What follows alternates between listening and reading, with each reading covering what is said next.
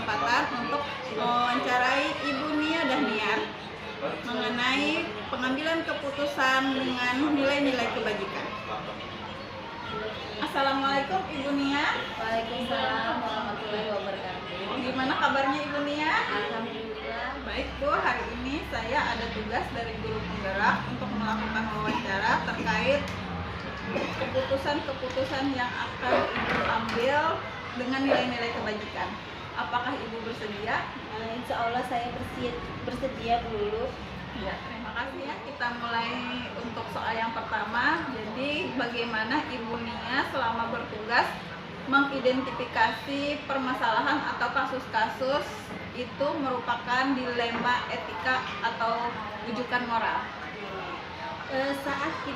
Begini Bu, saat kita menemukan masalah, kita sering menemukan dua jenis masalah. Yang pertama rujukan moral, yaitu seperti dimana kita memilih antara benar dengan salah. Kita tahu mana yang benar dan mana yang salah, tapi kadang sulit untuk menentukan yang benarnya. Lalu ada dilema etika yang kedua. Dilema etika, kita seperti harus memilih antara dua pilihan yang sama-sama benar, tapi bisa memilih salah satu. Kita bingung karena keduanya terasa benar. Ya, jadi memang dibilang benar atau salah itu tidak ada ya Ibu Nia. Dilema etika itu lebih kepada benar dengan benar, ibarat sulit untuk diputuskan ya Ibu. Baik Ibu Nia, kita lanjut pertanyaan yang kedua. Selama ini bagaimana Ibu menjalankan keputusan pengambilan di sekolah Ibu, terutama untuk kasus-kasus di mana ada dua kepentingan yang sama-sama benar atau sama-sama mengandung nilai kebajikan? Begini Bu Lulu, jadi selama kita menjadi pemimpin pembelajaran, sebelum mengambil keputusan kita harus tahu dulu masalahnya masuk kategori yang mana, masalah moral biasa atau dilema etika.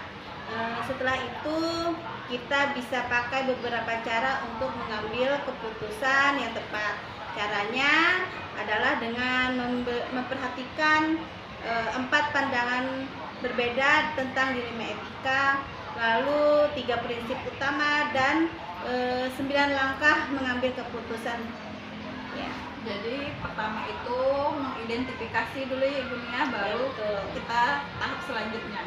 Pertanyaan yang ketiga Ibu Nia, langkah-langkah atau prosedur apa nih yang bisa Ibu lakukan selama ini untuk mengambil keputusan tersebut?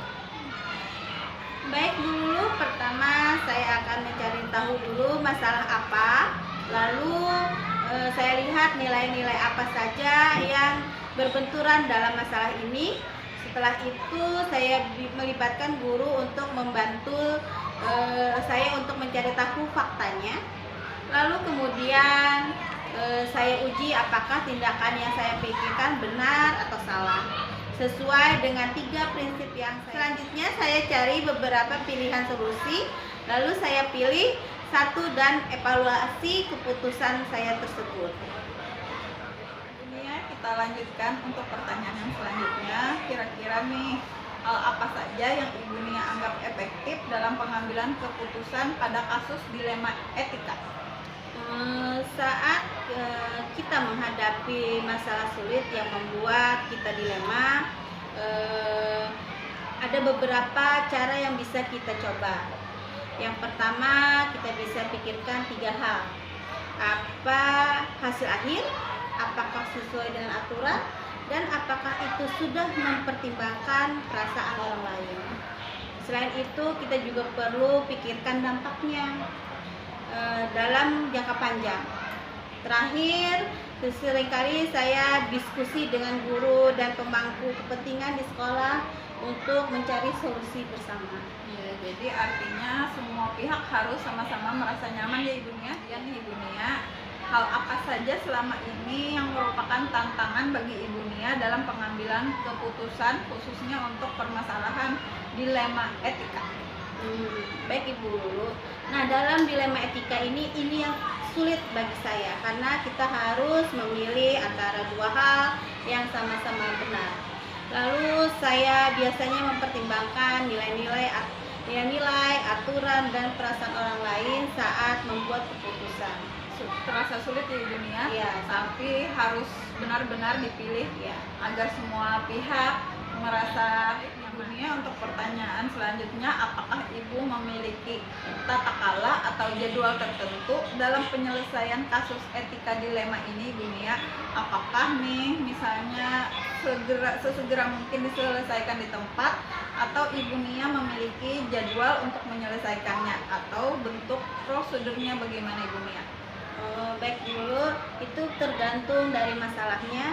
Jika masalah itu mendesak dan berdampak besar bagi lembaga, maka saya akan mengalokasikan waktu khusus dan melibatkan pihak-pihak yang berkepentingan. Jadi Diperlukan. tidak bisa sesegera mungkin Iya. ya Ibu Nia, karena kalau sesegera mungkin itu mungkin pikiran kita belum jernih ya Ibu Nia, Betul. masih biasanya itu emosi. Ya, memerlukan banyak yang harus dipertimbangkan. Biasanya nih Ibu Nia, siapa orang atau faktor apa yang selama ini mempermudah Ibu Nia, atau ada orang yang membantu Ibu Nia dalam mengambil keputusan, terutama untuk kasus dilema etika? Baik dulu, sebagai pemimpin pembelajaran, saya harus membuat keputusan berdasarkan nilai kebajikan yang saya pahami. Kemudian saya berkolaborasi dengan dewan guru yang lain dan orang tua ataupun pihak terkait. Artinya dengan seluruh stakeholder ya Ibu Nia. Ya. Nah, soal terakhir nih, atau pertanyaan yang terakhir Ibu Nia, dari semua pengalaman yang telah Ibu ceritakan, kira-kira nih pembelajaran apa yang bisa Ibu petik dari pengalaman dalam menangani kasus dilema etika tersebut? Baik Ibu dulu, pembelajaran yang dapat saya petik dari pengalaman selama saya bertugas, yaitu di mana keputusan yang bertanggung jawab itu didasari oleh nilai-nilai moral, aturan yang kita pegang, lalu cara kita memandang suatu masalah, dan proses berpikir kita untuk melalui masalah tersebut. Terima kasih Ibu Nia sudah meluangkan waktu hari ini untuk wawancara kita mengenai pengambilan keputusan yang berdasarkan nilai kebajikan. Semoga kita semua bisa menjadi pemimpin yang mengambil keputusan berdasarkan nilai-nilai kebajikan Ibu Nia. Iya, terima kasih juga Bu Lulu memberikan saya waktu untuk bersharing pengalaman tentang dilema etika ini. Semoga wawancara kita hari ini dapat bermanfaat untuk Ibu Lulu. Terima kasih sekali lagi Ibu Nia. Assalamualaikum Ibu Nia. Waalaikumsalam warahmatullahi wabarakatuh.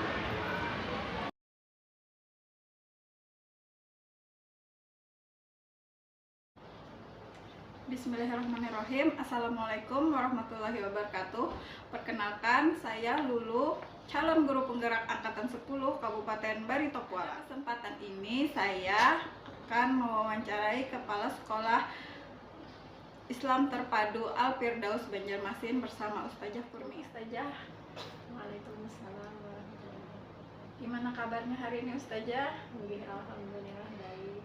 Ya baik Ustazah, hari ini saya ada tugas dari guru penggerak untuk melakukan wawancara mengenai pengambilan keputusan dari instansi yang Ustazah pimpin. Nanti ada beberapa pertanyaan yang mungkin akan Ustazah jawab.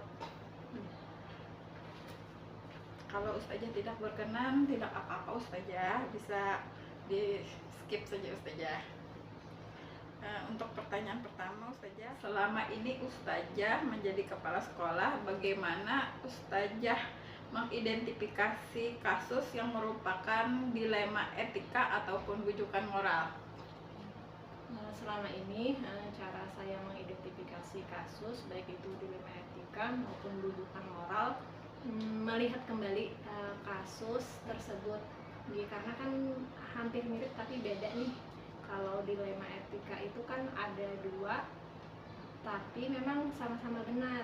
Ya. Kalau bujukan moral itu kan ada dua, memang bertentangan, benar dan salah. Cuman salahnya ini secara moral masih bisa dipertimbangkan, seperti itu. jadi memang dibilang benar atau salah, tidak ada yang benar atau tidak ada yang salah ya Ustazah. Dilema etika itu lebih kepada berhadapan benar dengan benar.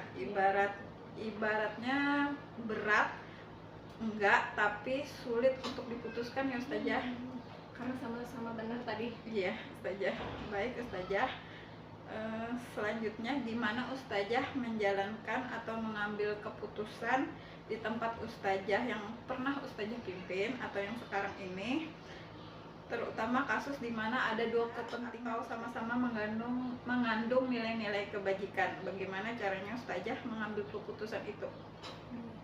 Cara mengambil keputusannya yang pasti kan siapa yang memiliki problem, tidak harus problem sih sebenarnya, ada juga kadang masukan tapi sama-sama masukannya itu memang benar atau bagus untuk sekolah. Jadi memang yang bersangkutan itu harus dipanggil dulu, kemudian dipahamkan bahwa memang kita harus mencari solusi yang benar-benar di antara yang baik ini kita ambil yang terbaik. Kemudian juga melibatkan tidak hanya sendiri mengambil keputusan, jika memang sangat diperlukan melibatkan tim. Kolaborasi semuanya ya Ustazah ya. Kira nih Ustazah, langkah atau prosedur seperti apa yang Ustazah bisa lakukan selama ini? Kalau langkah atau prosedur yang dilakukan selama ini, yang pasti yang pertama kita konfirmasi dulu. Kalau misalkan problem itu guru atau karyawan atau misalkan orang tua, kita panggil dulu untuk memang koordinasi. Kemudian juga kita analisis kan sama-sama baik tadi. Jadi setelah itu kita tidak hanya sendiri tapi juga ke tim. Tim itu misalkan guru-guru senior atau misalkan tim koordinator seperti itu. Nah, ada permasalahan nih yang dilema yang mana yang lebih baiknya. Tapi kita harus mencari memang alternatif yang paling baik yang berdampak bagi peserta didik dan juga sekolah. Jadi baru nanti disampaikan lagi ke yang bersangkutan.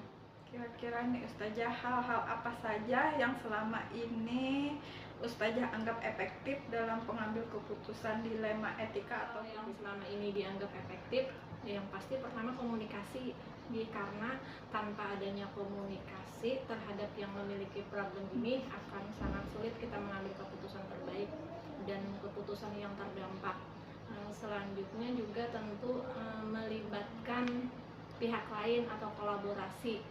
Karena semakin banyak memberikan pendapat, maka insya Allah akan memiliki alternatif solusi yang lebih baik seperti itu. Apakah Ustazah memiliki sebuah tata kala atau jadwal tertentu dalam penyelesaian kasus dilema etika?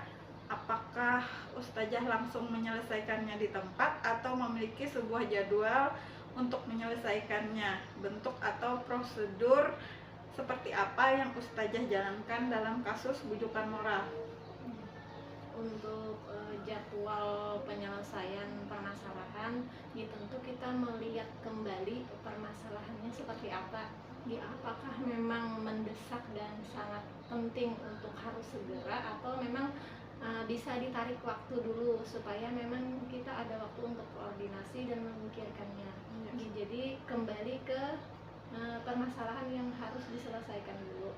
Cuma selama ini sih belum pernah yang misalkan kejadian misalkan langsung ketika ada laporan langsung detik itu juga diselesaikan, belum pernah. Pasti ada waktu, paling kadang hitungan jam gitu minimal. Biasanya kalau langsung di tempat tuh masih ada unsur emosi ya Ustazah. Kita masih belum berpikir jernih. Betul Ustazah. Apakah ada seseorang atau faktor lainnya yang untuk mempermudah Ustazah atau membantu Ustazah dalam penyelesaian atau pengambilan keputusan kasus bujukan moral? Kalau untuk faktor yang membantu tentu ada. Yang pertama misalkan tuh kasus bujukan moral itu sudah pernah terjadi. Nah, kalau sudah pernah terjadi itu kan kita sudah tahu bagaimana mengatasinya. Kemudian faktor lainnya juga tim kolaborasi tadi. Dari semua hal yang telah Ustazah sampaikan tadi, kira-kira apa yang dapat kita petik dari pengalaman dalam pengambilan sebuah keputusan? Hal yang dapat dijadikan pembelajaran baik itu dilema etika ataupun rujukan moral, yang pastinya pertama kita harus mendengarkan dengan benar-benar dulu apa yang menjadi permasalahan. Kemudian juga tidak mengambil keputusan dengan tergesa-gesa, tetapi memang perlu ada waktu untuk menganalisis. Kemudian juga tidak mesti harus sendiri, tapi bisa berkolaborasi dengan rekan-rekan kerja yang lain. Semua nantinya bisa menjadi pemimpin ataupun pembelajaran yang bijaksana, yang mengambil keputusan dengan nilai-nilai kebajikan. Ya Ustazah. Ya, amin. Amin. Terima kasih Ustazah. Assalamualaikum warahmatullahi wabarakatuh. Waalaikumsalam warahmatullahi wabarakatuh.